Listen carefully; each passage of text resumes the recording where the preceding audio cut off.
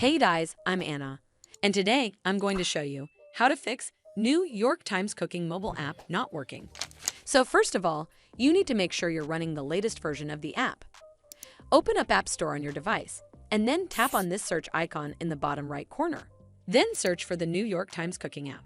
And if you see this update button right next to the app name, simply tap on it to make sure you're running the latest version of the app.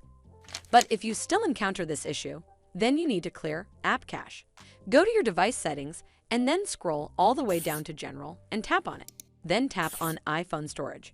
From here, search for the New York Times Cooking app and then tap on it. Once you're on this screen, you need to tap on Offload App. Tap again to confirm. It'll take a bit for processing, and then a Reinstall button will show up. Simply tap on it to reinstall the app.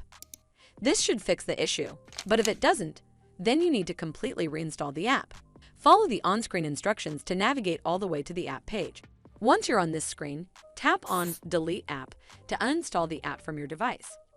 Once uninstalled, you need to open up App Store and then search for the New York Times Cooking app right over here in the search bar. And then click on this Get button to install it back on your device. Hopefully this will fix the issue, and if it did, then make sure you give this video a super thanks by clicking on this heart icon to help support the channel, and don't forget to hit that subscribe button. We'll see you in the next one.